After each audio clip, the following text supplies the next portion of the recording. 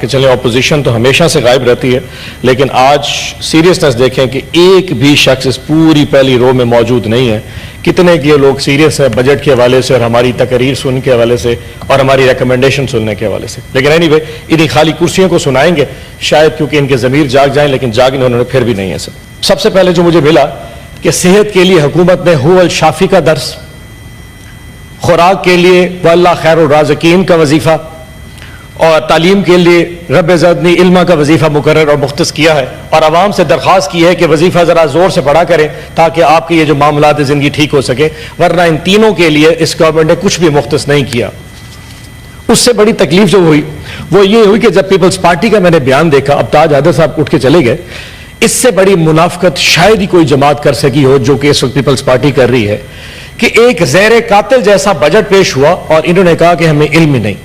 Finance standing committee کی chairman شپ Peoples party کے پاس ہے، بلاول بھٹو زرداری صاحب کل بجٹ میں موجود تھے، ساری پیپلز پارٹی موجود تھی، ساری بجٹ میں ریکمنڈیشنز اپنی مرضی کی ڈال کے اینڈ پہ کہتے ہیں کہ ہم اس میں شامل نہیں ہیں۔ اس زہر قاتل بجٹ میں پاکستان پیپلز پارٹی پوری طرح شریک مجرم ہے، شریک جرم ہے، اور آپ جو عوام کا یہ جو قتل عام آج سے شروع ہوگا، معاشی قتل عام، اس کے جو دھبے ہیں وہ پیپلز پارٹی کے داغ پہ بھی لگیں گے، آپ تقریروں سے بچ نہیں سکتے۔ وہ کہتے ہیں نا، خاموشی بحکم حاکم آئی تھی، پہلے کہا تھا بولیں گے ہم پیپلز پارٹی سٹینڈ لے گی، پھر اوپر سے حکم صادر ہوا کہ جاؤ اجلاس میں بیٹھو، اور کل ساری کی ساری پیپلز پارٹی چپ کر کے ہاتھ سامنے رکھ کے اس میں موجود تھی، آپ لوگ بھی اس میں شامل ہیں۔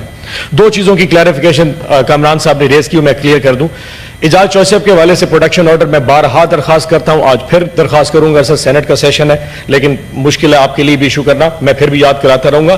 اعجاز چوہدری صاحب کی بیٹی کی جو ویڈیو تھی اس میں وہ فرما رہے تھے، اپنے بیٹے کو انفارم کر رہے تھے کہ عوام کے جذبات بہت زیادہ ہیں اور عوام نے یہ کر دیا ہے، اور یہ گملے بھی ٹوٹ گئے اور یہ کام جو چیزیں بتا رہے تھے وہ اپنے بیٹے کو انفارم کر رہے تھے، یہ نہیں کر رہے تھے میں نے کہا، اور اس کو پھر اٹھا کے ان بیچارے کو اس وقت 1 سال سے جیل میں ڈالا ہوا۔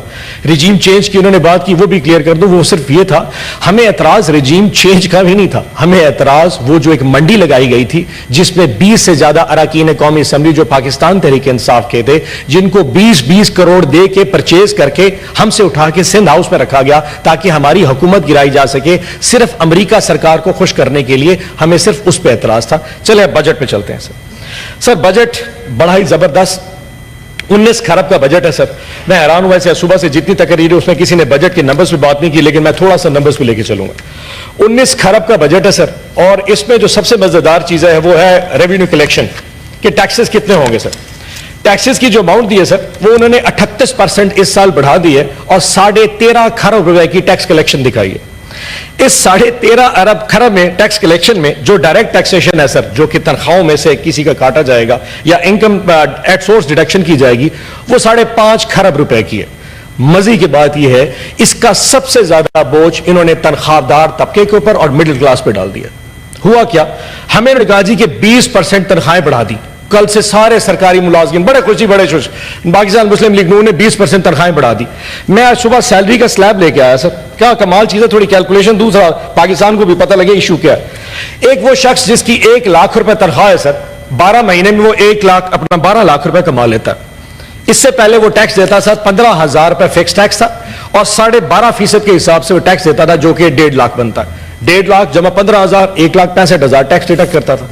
اس دفعہ حکومت نے کیا کیا، انہوں نے فوری طور پہ ٹیکس بڑھا کے اس کو اب 12.5% تھا اس کو 15% کر دیا، جو کہ اب بنتا ہے 1.5 لاکھ روپیہ، 1,80,000 روپیہ، اور فکس ٹیکس کر دیا 30,000، یہ ہو گئے 2,10,000 روپے۔ سو اس سے پچھلے سال میں وہ ٹیکس دیتا تھا 1,65,000، اب ٹیکس دے گا 2,10,000، فرق آ گیا سر 45,000 کا۔ انہوں نے کہا جی ہم نے 20% تنخواہیں بڑھا دی۔ 20% تنخواہیں بیسک پے پہ بڑھتی ہے، جس کی 1 لاکھ تنخواہ ہوتی ہے اس کی بیسک پے 30,000 سے 35,000 روپے ہوتی ہے۔ اس 30 یا 35,000 کے اوپر جو 20% ہے وہ پورے سال کی جو بنتا ہے سر، میں نے حساب لگایا وہ بنتا ہے 48,000 روپیہ۔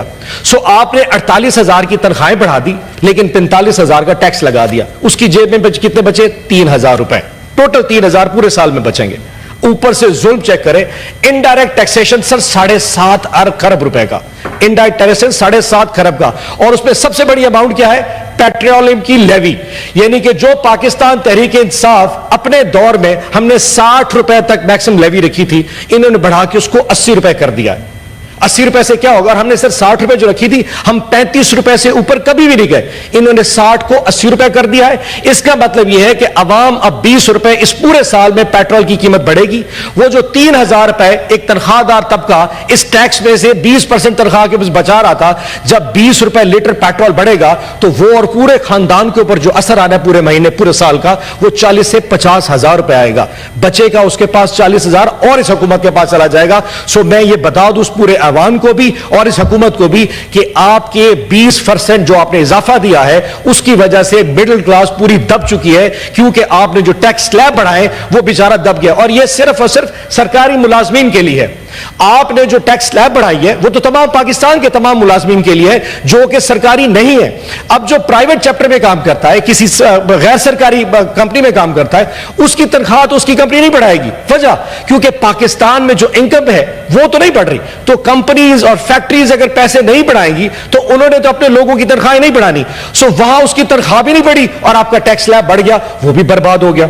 सो एक तो मेरा यह था कि इन्होंने जो ये जुल्म किया टैक्स बढ़ा के, ये पाकिस्तान की आवाम के ऊपर बहुत बड़ा हथौड़ा मारा। दूसरा सर जब भी बजट पेश किया जाता है एक विजन दिया जाता है इकोनॉमिक्स का कि जी हम पाकिस्तान को किधर लेके जाना चाह रहे हैं। अभी पूरा का पूरा एक कॉन्वॉय जनाब पाकिस्तान मुस्लिम यूनियन का और गवर्नमेंट का चाइना गया हुआ था। बड़े बड़े लोग भी गए हुए तो सूट पहन के हमें फोटो दिखाई कि बस सारे वन पेज पे इकट्ठे चलते नजर आ रहे थे। हैरान हूं सर, ये वहां पे चाइना में एक शहर के डिप्टी मेयर से मिलके आए हैं। जिस शहर की वैल्यू पाकिस्तान में वही है जो एक मुल्तान की वैल्यू है, वहां चाइना का मुल्तान के डिप्टी मेयर से मिलके वापस आ गए।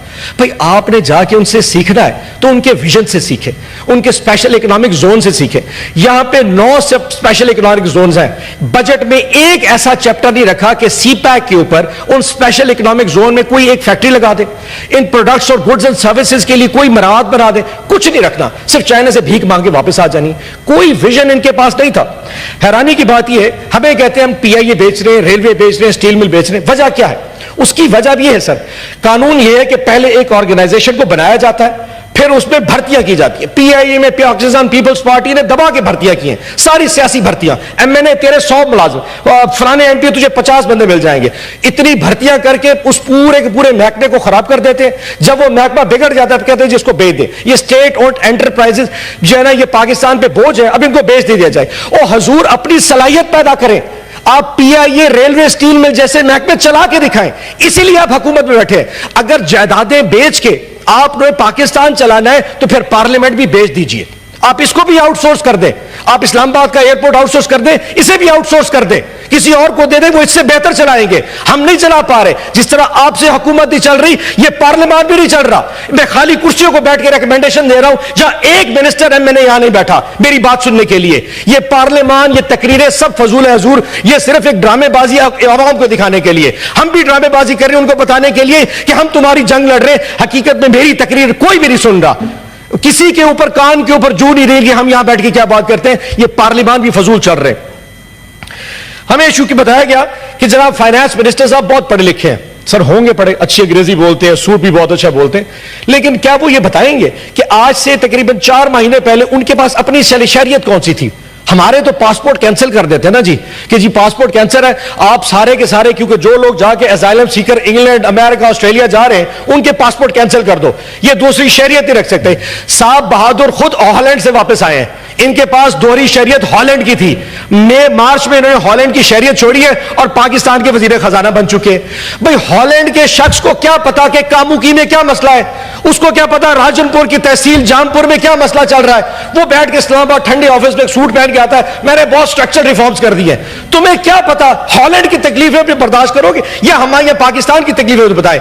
इंपोर्टेड एक फाइनेंस मिनिस्टर हम पे नाफिज कर दिया जिसको पता कख नहीं है, और मिला इनको भी जहेज में। जब ये सारे अकेले मिलते मुझे भी कहते ये पता नहीं क्या जालिम 2 चीजें में तोहफे में दे दी है, एक वजीर दाखिला, एक वजीर खजाना। लेकिन हजूर अब बर्दाश्त कीजिएगा।